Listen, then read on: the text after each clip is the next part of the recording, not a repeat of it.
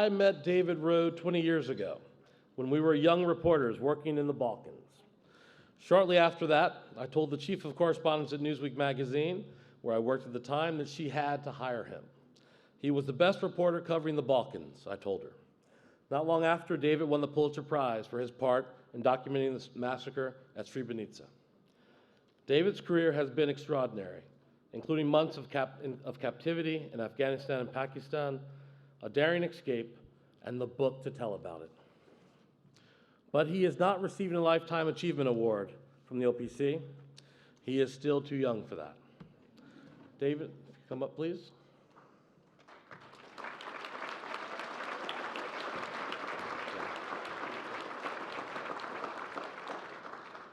For a career fighting to expose ghastly injustice to the light, from Srebrenica to Afghanistan, for extraordinary courage and determination in the face of captivity, for an historic effort to craft a code of conduct for safely reporting global news, and for his compassion, humility, and humanity. David Stevenson Rohde is awarded the 2015 President's Award by the Overseas Press Club of America.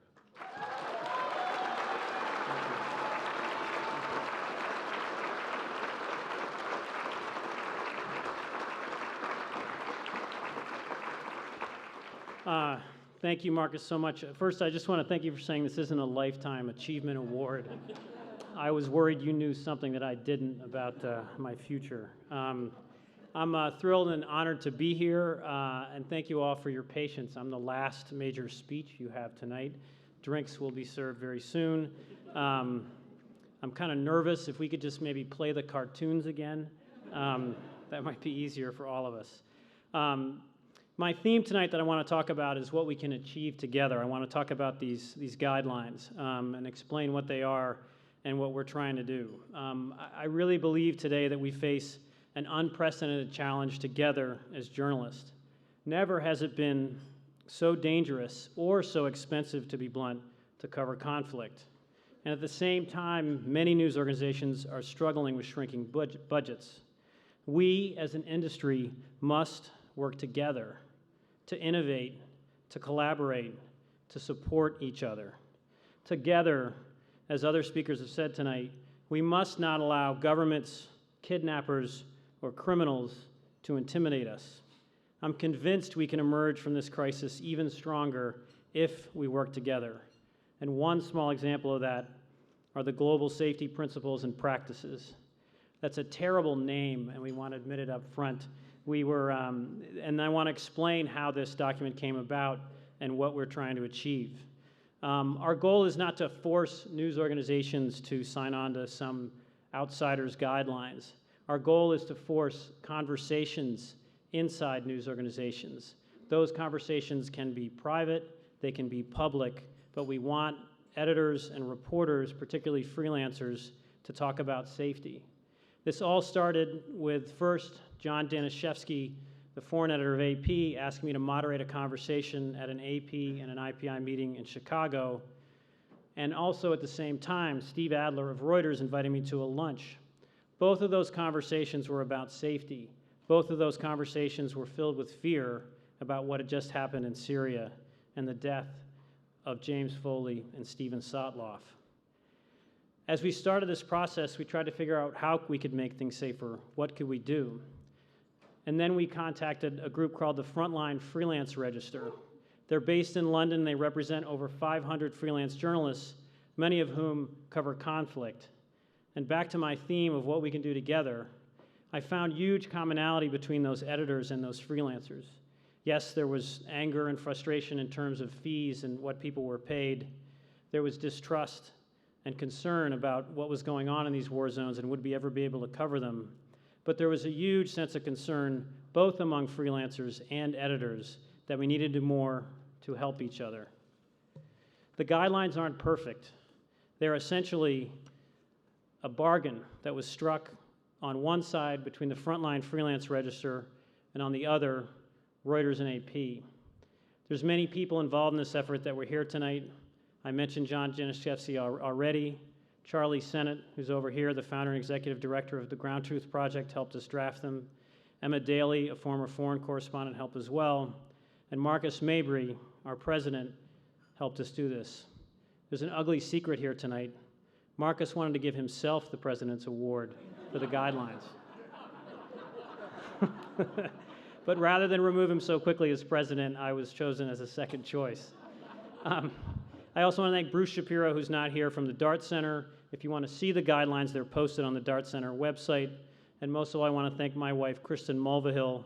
Many people know how incredible she's been and how she helped me 6 years ago when I was in captivity, and how the New York Times did as well.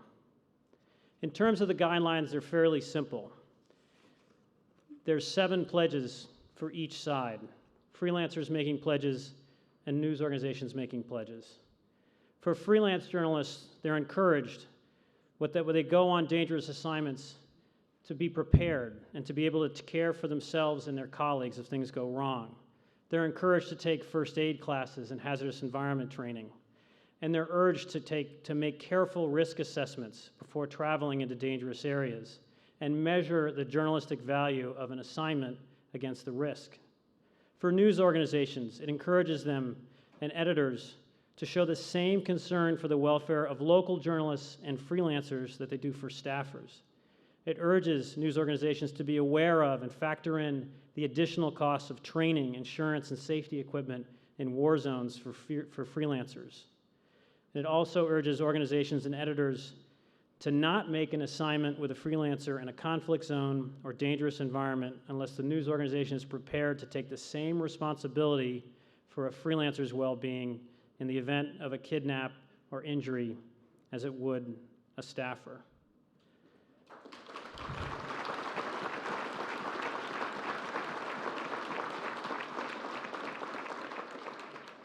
We're all amazed by this event. We never thought we could even agree on common language, the half dozen of us that drafted it, let alone get people to sign on.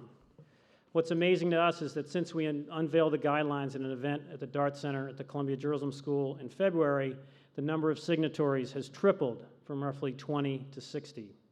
5 of the world's largest news organizations have signed on to the guidelines: AFP, AP, Bloomberg, the BBC, and Reuters.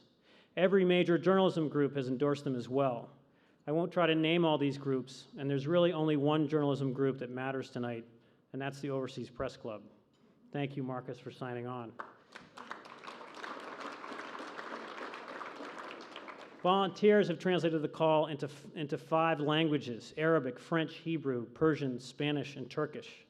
But what amazes me most is the response around the world. Local journalists' unions and associations from 10 countries who we didn't even reach out to have signed on to this. Just last week, a journalist group in Mexico and another one in Iraq signed on. We also have signatories from the Philippines, Belarus, Kazakhstan, Albania, and Argentina. In short, they're showing tremendous courage. But my goal tonight, and our goal, is not to pressure news organizations to sign on. We know that these decisions take a long time. And the goal is not even to have news organizations sign on. I've been told by editors in this room that they're not going to sign on, that they want to keep their internal procedures private, and that's absolutely fine. But they've thanked me for giving them an excuse to start an internal conversation about safety and how editors and freelancers together can work together to do the reporting that's so important. Thank you. Our goal is honest conversations between freelancers and editors, blunt conversations between freelancers and editors before an assignment about what a news organization will do and won't do if things go wrong.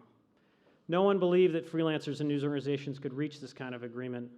No one believed that Reuters and AP could actually work together. But we did it, and we all will work together.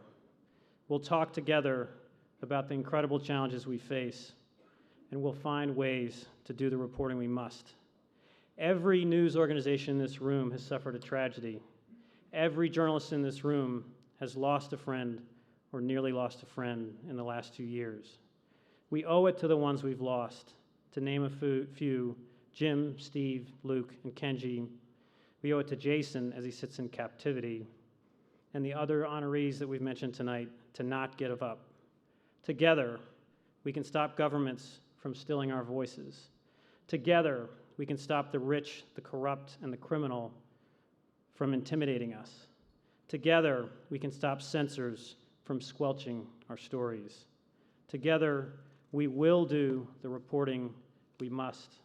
Together, we will meet the challenge of our times. And together, we will not be silenced. Thank you all so much.